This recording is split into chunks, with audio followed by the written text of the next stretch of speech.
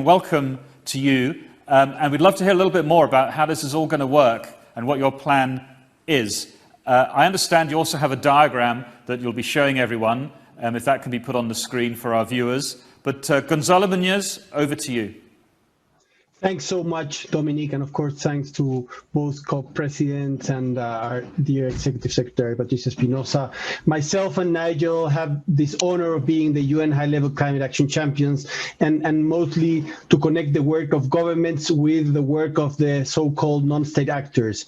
Our role is, as said, quite literally to champion the ambition and action taken by these non-state actors, including, of course, companies, cities, states, regions, investors, addressing climate change, and to connect this to the government ambition and action. Already we have worked with our partners to assemble the greatest ever credible net zero alliance under the Race to Zero campaign as part of the Climate Ambition Alliance, and it was properly highlighted by both Minister Schmidt and by the President-designate Alok Sharma. But in order to win this race, the world must achieve near-term breakthroughs across every sector of the global economy.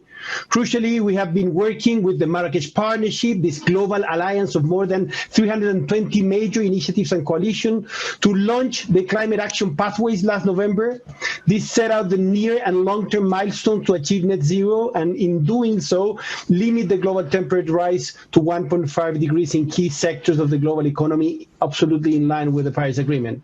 Today, therefore, we have a plan for a coordinated approach from different players across all the economic system that will ensure that we are on track to achieving these pathways. So my dear friend and fellow champion Nigel will now set out this plan. Nigel, the floor is yours. Great, thank you, Gonzalo. Maybe if we could have the diagram up, Dominic, so just explain a little bit of what we're defining as a breakthrough. So just the chart with that S-curve on it, please. There you go. So what we're trying to do now is go from these pathways, which we've worked on with so many partners, including, as you mentioned, Dominic, all the partners in the Mission Possible platform, and to find some key milestones, some key tipping points that will let us know whether we're on track or not. The first one we're calling the breakthrough ambition. And that's when we define as 20% of the key actors are in the race to zero. So we know that for that sector, there's a real critical mass of momentum building up. And it's not a question of if, but when and how. And then the second we're defining as a breakthrough outcome. And the real emphasis there is on short-term action. What have we got to achieve by the middle of this decade to be on track? And we show that on an S-curve there, because that's the way that we know industrial transformation has always and will always happen. Takes a long time to start, then as the learning effect kicks in, as the volumes go up, the costs come down, market adoption picks up in that rapidly accelerating. We're seeing it now with electric vehicles. You know, I remember even 5 years ago, people were thinking we'd still be manufacturing electric vehicles in the 2070s. And as you all know, the UK a few months ago announced 2030 as the end of combustion engine sales for cars. And today I've just heard that General Motors says 2035. So that's the kind of shape of the curve. And what we're aiming to do for every sector of the economy is to reach that breakthrough ambition in the next couple of years. So by the time of the UN's climate stocktake in 2023, have every sector past that point. And then we're only focusing on reaching that breakthrough outcome. We're looking forward to meeting leaders from all sectors of society who are working on those breakthrough outcomes in Glasgow, and having that be the real focus of attention in the action zone, which Gonzalo and I will be convening along with the presidencies. We know now that the transition is inevitable.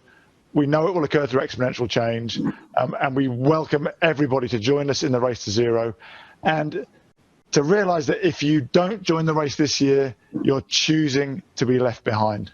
Thank you. Thank you so much, Gonzalo and Nigel. If I could just ask a quick question to both of you.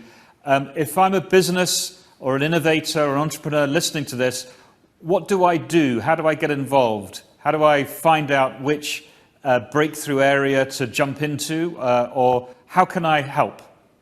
If you just search for Race to Zero, you'll find the website. We'll be putting all the breakthroughs up there today, and over the weeks and months ahead, there'll be more and more detailed signposting to all of the different initiatives in each sector, whether on the supply side or the demand side, or what investors and cities are doing, so that everybody can play their part in their sector, given their their role to drive towards that breakthrough outcome. Fantastic. And in the same webpage, you'll find also how to join Race to Zero through the different coalitions and initiatives that are working with us. It's all about partnership and radical collaboration. All of those partnerships are there in the same webpage. Join, independent on which sector are you representing. You have a place here. Fantastic. So the systems change tipping point concept came across really clearly in that diagram, to get 20% involved in a breakthrough from a key sector, and it might just tip the rest. So let's test this out then. We've got some leading business figures with us.